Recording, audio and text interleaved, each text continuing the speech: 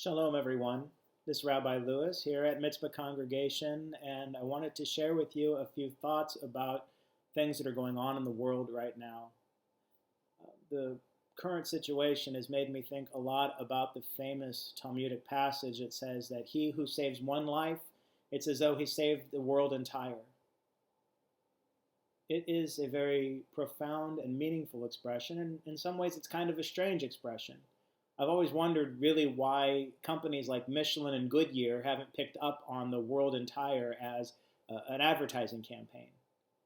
And as a side note, I used to live next to a Michelin factory, and I've always wondered how a company that puts that kind of smell into the world can then be responsible for judging all of the world's restaurants. But that's neither here nor there. When the Talmud talks about saving the world entire, it's talking about how each and every single life has inherent value. Each and every life is a world of its own, and that means that each and every life has the people that love them and care for them. Each and every life has the people that they love and care for themselves, not just people, but perhaps the animals that they care for and the plants they care for. Each and every life also has its own passions, occupations, hobbies, things that they will do and bring into the world through their creativity and their work. So to destroy any life, if even one life is expired, an entire world gets destroyed because every single life has its own special, unique orbit and its own potential. And to save a life is also not just about the present, but when a life expires, also the potential that will come from that life. And it's not just about reproduction, but the potential that will come from that life is also stopped. It's about the creative output. It's about the love and the caring they might provide for another, the tzedakah or the gemilut chasadim they might perform for another person, acts of loving kindness. When a life ends, the potential for all those things ends as well. And so right now, in our world, we're focused on this concept of pikuach nefesh, the preservation of life being the most important thing of all, because we want to look at each individual life, see it as important as our own, do what we can to make sure that we protect others, and to do nothing that brings another into harm's way. Because any of us, perhaps unknowingly, could be what they're calling vectors or ways of transmitting this. And so we take steps to step back and say, yes, I want to save every single life that I can, because I know that if I save one, I save a world. And this brings me to something that's been actually kind of troubling me lately, and that's the increasing use of terminology of war with regards to how we're dealing with coronavirus and COVID-19. That a war implies that there will be casualties. And of course, we know there are casualties right now. There are lots of people who are sick. We've seen many deaths. The numbers keep growing. But to call this a war means that those casualties are acceptable losses. That's the term that gets used. Now, I would probably not be a great warrior as a soldier or general, because in my mind, there are no acceptable losses.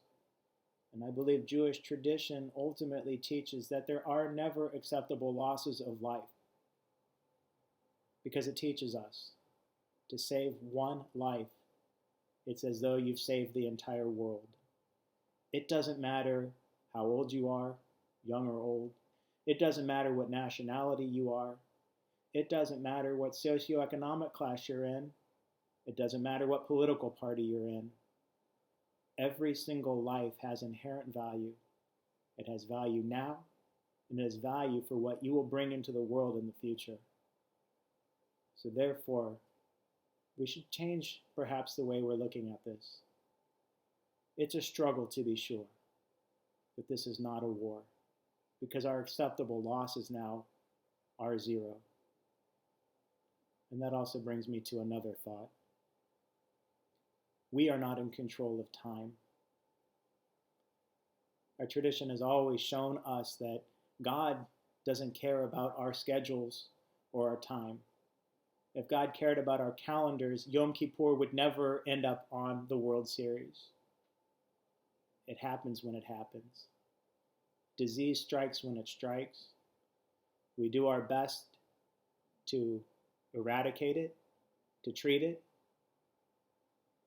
but it doesn't matter what our schedules, our calendars say. We have Passover coming up and we're making adaptations. There are other holidays coming up in the world, and setting arbitrary deadlines for when we should all just pretend that everything goes back to normal is unsafe. That would be disregarding our command to do pikuach nefesh, to do everything that we can, even if it means sacrificing certain customs or certain things that we might be doing otherwise, so that we can actually preserve life, to protect another person's safety. It goes beyond just ourselves. It goes about caring for each and every other person. So if we can keep all of this in mind, perhaps reframe the way that we're thinking about this, and continue to do the things that we're doing in social isolation, doing everything that we can to keep our hands washed, if we're showing symptoms to not be out in public, self-quarantining, social isolation.